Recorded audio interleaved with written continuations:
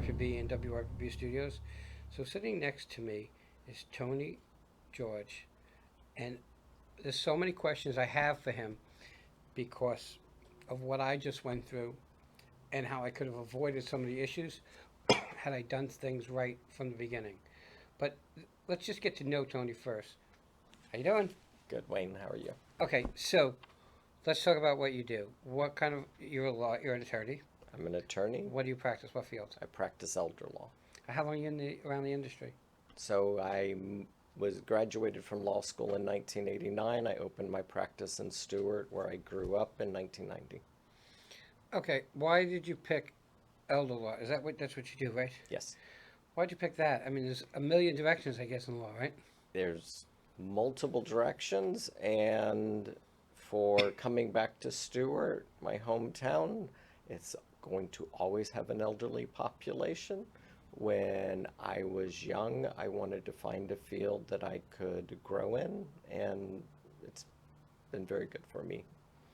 So, what is elder law? So the simplest understanding is wills, trust, powers of attorney, the documents for what someone wants as they either lose capacity or pass away. Okay, so what happened to me is something that probably happens to many. And I'll just go over the quick story. Most people know it. My mom didn't have much, moved into my house, took care of her. She passes away. And she passes away because of something that happened in a rehab facility. Okay. So I took her out against MAA or whatever. AMA, yeah. AMA? It's advice. Yeah. Okay. Which is against medical advice, I guess. And she was never the same.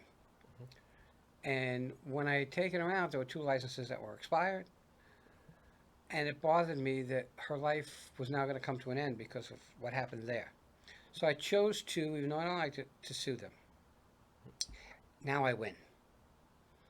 So I win the case, and now there's money. So she had no money. Now she's gone. And now the money is just in air somewhere. Because there was a will. Mm-hmm. But even if there's a will, it has to go through probate. The will is the directions for probate. Okay. And what happened was I moved. My brother was very sick, and we kind of didn't talk. So there was no way to get the attorney who settled the case to get a will. So now it's going to go into regular probate, I guess, whatever that is, right? Yeah, it's called intestate, meaning you have no will until you have the state of Florida's will for you. Okay. So it's been there about a year. Mm-hmm. Now, I was lucky enough to find the will. Okay? But that all could have been avoided if I had a better plan, right? So if your mom had assets and not a lawsuit, then you can create, along with the will, a trust. And if the assets are in a trust, then it's going to have a quicker administration unless there's something unusual like a lawsuit. And you aren't going through the courts at each step. But when you have the lawsuit, the only party after your mom passes away that can bring that lawsuit is the personal representative, so you end up with probate. Okay, so in her will, it's my brother and I. So as long as my brother and I, for lack of a better word, are teamed up, this should be able to go smooth, correct? The steps are set out. It should be smooth. Okay. So how important is it for somebody to have a will? Let's start from the beginning. You need to have a will because, one, you cannot always predict what the family will be when you pass away. Like your mom could look at you and your brother, but had either of you passed away first, then there may be grandchildren, there may be other parties that aren't what was the original expectation of the family. Right. The will gives the directions of who each of us would want to handle the estate, and then what the plan is, who gets what. All right. It seems we just spoke about one simple thing. It seems really difficult for a person to do on their own because you hear all these things. Hey, a will, $5. Hey, go online, get a will. And I always say use a professional because if you don't use a professional, it's going to cost you 5 times more in the long run and 10 times more in frustration. Why did you choose to get into law to begin with? So I am trying, knowing I'm coming back to my community, and within college and trying to figure out a graduate school, I thought I had the right skill sets for law. And in doing elder law, it's an area where I can see where I'm helping people, where I am delivering something that on their own they're probably not going to be able to put it together. Surely you can't. And what happened to me was, all right, well, I had power of attorney. Well, that ends when they pass. Correct. So, just so you know, this is your free consultation to know that you have to use an attorney and you have to get it done ahead of time. When should someone do their will? Is there like when you're doing a financial plan, you do it early. What about a will? My recommendation, if you get married and there are children, you need to already have the will. Okay. Because the will also covers who's going to raise your children if you're in a car accident.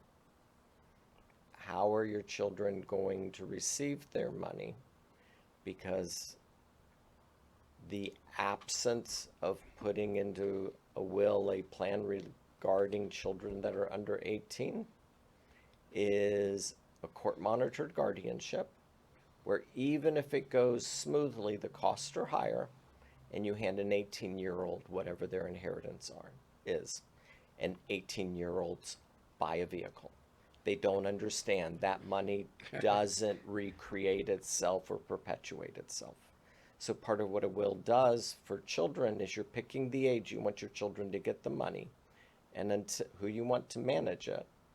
And until they're that age, what can be spent on them? Traditionally in my wills, families choose that college and health will be covered once they're adults. And if someone else is raising them, then the cost of living them is going to, raising them will be covered. Okay, so let's complicate it. Mm-hmm. So let's say you're married, you have a child. Mm-hmm. The child's mother passes away. You now are remarried in another relationship. The child's mom that passed away, she had remarried too, so your child has a stepdad. Mm-hmm. Do those things complicate the whole scenario? So there are very few Leave It to Beaver families out there where the husband and wife get married, they have their children, and everything goes smoothly. That's less than 50% of the people, including myself, that are in this world. The will is how, and if you're going to use a trust, you'd use a trust instead. If you have a will and trust or a will, those are the two instruments where you're balancing what's going to be there to take care of your spouse if you go first, and what's going to take care of your children if it's from a previous marriage, and sometimes there's children from both marriages. But the will and trust puts the directions in there to balance those interests. Okay, so you mentioned will and trust. Mm-hmm. What's the difference? The will is the one that goes through probate. On a just very practical level, Florida law says I'm allowed to charge on the first million of an estate 3% as attorney's fees in probate. In the trust code, it tells me that I'm charging 75% less than that. In probate, a probate is hard to get finished in less than 8 months. Wow.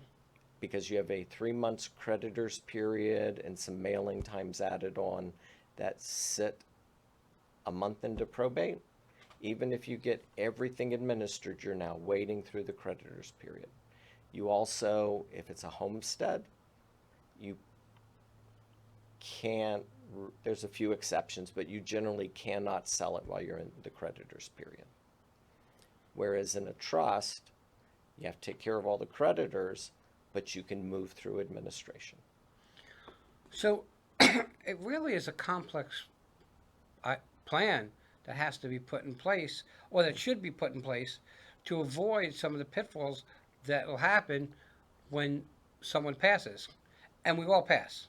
Okay? I'll do. So is it, again, back to, you said you should have a will once you have children or once you get married? I think at the point there's children, you need a will. Okay. I mean, then the state of Florida has its will for you. So while life is fairly simple as far as the dynamics, a young couple that's married or an older couple that's married, if there's no children at that point, state of Florida already says one passes away, it all goes to the other. So it's the point when there's children or unique assets, like one of them has a very successful business, that's when you need to have the will, or a will and a trust. Okay, so within elder law, we spoke about wills and trusts. What else is involved in elder law? Okay. So, and we've also highlighted the probate and trust administration. Right. That's separate from the estate planning process. I also have for Martin County, St. Lucie County, and Okeechobee County, one of the largest guardianship practices.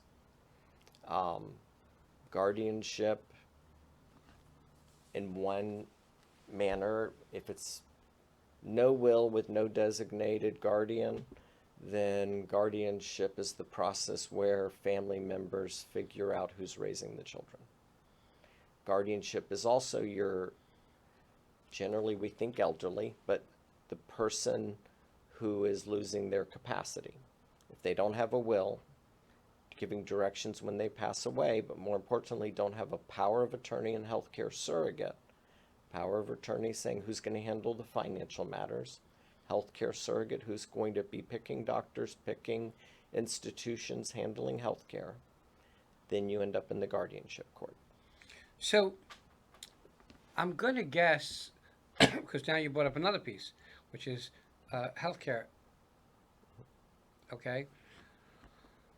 So husband and wife, married, long time, and let's just say the husband gets Alzheimer's and dementia, can't make a decision, and there's no healthcare advocate.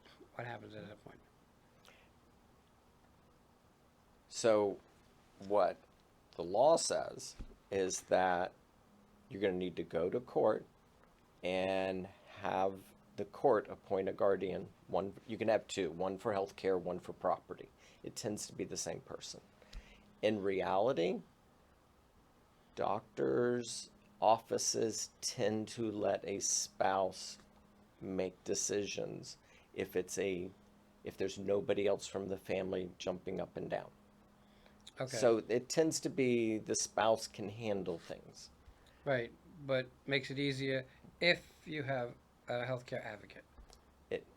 Correct. And that documents the healthcare surrogate, and where there's a spouse who's been making the decisions, that will all come to an end if there's a child that suddenly starts trying to intervene. But you need a healthcare surrogate because a husband and wife can't predict who's going to survive the other. Right. And it also then gives who's the alternate decision maker. Okay, so husband and wife,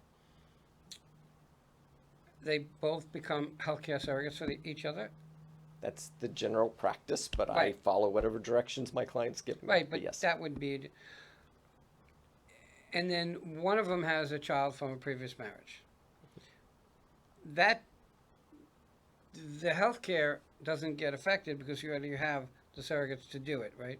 Can the you- can the child jump in? If you've named the person, so if the husband names the wife and he's got a child from a previous marriage or from their marriage, um, the only way that child can try to overcome that dad picked his wife, he has to, in a courtroom, show that the wife is not capable because of incapacity or is doing something wrong, which in healthcare, it's rare. Interesting. We're getting tough for time, and there's so much to talk about. And again, I've lived through it on the hard side because I wasn't done right from the beginning. And sad to say, part of the blessing for me was my mom didn't have anything. Because if she had, it would have been even a bigger nightmare. But you are so correct, and you don't know what's going to happen. I didn't expect that she'd win this lawsuit, that I'd win the lawsuit for her. And now she has an asset, which now becomes somewhere stuck somewhere because there was nothing set. And because she didn't have anything, I guess a lot of people wouldn't have done anything because she didn't have anything. Okay? But a will, because a will, I think, is important no matter what. I just believe a will is just important because we had some issues with her burial and where she was going to be buried and how she's going to be buried. So if you didn't have a will and one of the kids say, there's no husband, so one of the kids say, hey, she should be cremated, and the other kid says, no, we need to bury her, that becomes an issue, right? Or could become an issue. Well, it could be, but so a historical practice, so going from the 70s into the 80s, was for your will to say what your preferences are for burial or cremation. I don't do that. By the time you get to a will, whatever's happened to mom has happened. Okay. The will comes into effect generally after whether it's burial or cremation, services are done. It's when someone passes away, the process from when they've died to funeral home to burial or cremation is happening fairly rapidly. Right. And usually before the family has a chance to really sit and talk. So I encourage my clients to get prepaid burial plans, have those directions communicated, or if they're not going to put the money into a prepaid burial plan where they've picked what they're spending on the funeral, Right. at least make sure you've got it clearly communicated to your family. I was blessed. My mom had pre-need, and for my mom and for my dad, and that makes a world of difference. She also had long-term care, so my mom was pretty sharp. So we were blessed in the fact that she had these things in place. She had them paid off already. Everything was good. The only thing was when she got her long-term care was a long, long time ago. So what they allowed back then was a lot less than what they allowed today. But again, it's so important to get the right information from somebody who knows, whether it be someone who does pre-need or long-term care or an elder attorney. But I got to tell you, a lesson I learned, and my mom passed away 2 years ago, a little over 2 years ago, and the lawsuit money is still sitting. Okay? So this could have been avoided had we planned things a little bit better, and we didn't. But again, I brought him on so that you guys can know ahead of time what you should do. How do people reach you? You have a phone number? Yes, You know by what? I know it by heart. Okay, I've good. had it since 1990. Okay, what is it? 772-286-2200. Tony, I want to thank you for coming on. Thank you. Everybody, use a professional. You're going to be miserable if you don't. With that, we'll be right back.